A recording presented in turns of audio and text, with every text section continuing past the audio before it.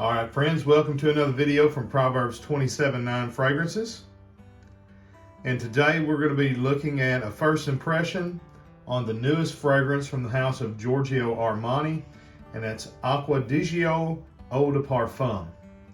If you would, go ahead and hit that subscribe button if you haven't already, and help us to build one of the smallest but also fastest growing fragrance review channels on YouTube, where we bring you fragrance-related content without all the hype, just good point of view on the fragrance, reviews and first impressions, unboxing, and so on. If you like that, go ahead and subscribe, go ahead and hit the like button, and hit notifications.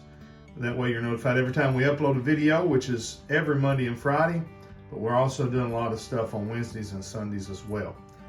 All right, so let's go ahead and get into, we've got a sample here from Dillard's, and so I'll go ahead and just pop up the bottle, and I'm gonna spray this on skin. Get a nice blast. I can smell it in the air. It is, it's pretty strong, which you would hope with an eau de parfum concentration that you would get, a little bit more strength in the fragrance. Although sometimes that's misconstrued, because when you got a lower alcohol content, then the actual, sometimes the projection is not as loud, but the performance is better. You got more oil in the bottle, so it's going to last on your skin longer. Now, I don't know if this is a true eau de parfum concentration or if it's just marketing. So we'll kind of get into it and see. We'll do that in the full review. This will be a short, just first impression. Okay.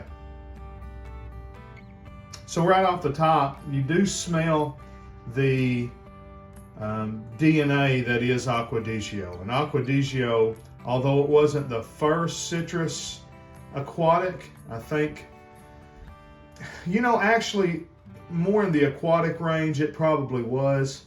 L'Eau de Issei by Issey Miyake was that first citrus floral DNA that I think inspired Acqua. But Giorgio Armani company took it to a more aquatic rather than a woody, musky floral, which was L'Eau de Issei. So although they are very similar, they are also somewhat different as well, because Acqua does feature some sea notes, some marine notes, some just watery types of vibes. Okay, so off the top, I'm getting a lot of citrus. And to me, it smells like a mixture of orange and grapefruit. And so it smells kind of like what a lot of the companies are doing, a lot of the designers are doing in the last couple of years. And that's featuring a grapefruit and a mandarin orange note, or some type of orange, bitter orange, green orange, There's all these different orange, takes, and then, but definitely it has a different citrus element than the regular line, which typically, I think for the most part, let me see if I've got a Fragrantica page. I think I had pulled one up here.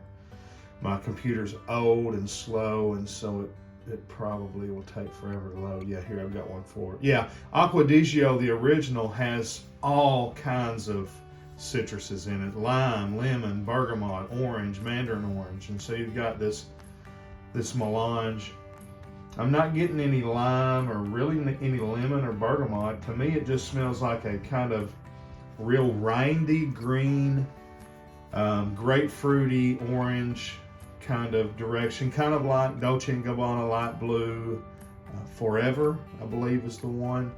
It's got that real prominent kind of grapefruity, bitter orange note to it. So they're kind of following trends now instead of setting trends, which honestly has been their kind of, thing they've kind of been doing ever since they started flanking this thing. It's just been one Acqua di Gio flanker after another from Giorgio Armani. To be honest with you, I'm ready for something new. I'm ready for a new line. Profumo is still, to me, the absolute best out of this line. And this one it's good. I don't think I'm going to, unless it really changes in the dry down, it's not anything I'm going to rush out to buy a bottle of. Good, smells like it's going to be a good summer scent. And honestly, it's kind of fading quickly. So I'm going to go out on a limb and say this is not a true eau de parfum concentration as much as it is just kind of the marketing. They'll just throw parfum or eau de parfum on something now just to have a new name, like it's a name of a fragrance and not a concentration, and that irks me. It may not be the case, but it is fading fast. It's a lot of citrus, or it's a lot of that grapefruity, kind of bitter orange, with a little bit of the Acqua di Gio DNA in the background. So I'm not blown away. I saw Max Forte loved it, gave it a 10 out of 10 on his first impression. Honestly, I'm going to give it a 7. It's not something I feel like I need to throw into my collection. I've got other fragrances that, honestly, Hugo Reversed it's not as smooth of a grapefruity, bitter orange note, but it's definitely in the same wheelhouse. This is smooth. It is well blended. It is, higher quality than that, but again, not just really reaching out and grabbing me. So we'll come back later, do a full review, but as far as that goes, that's my first impression. It's good. It's going to be it's meant for the summer. It's meant for the spring and starting to get into the hot weather.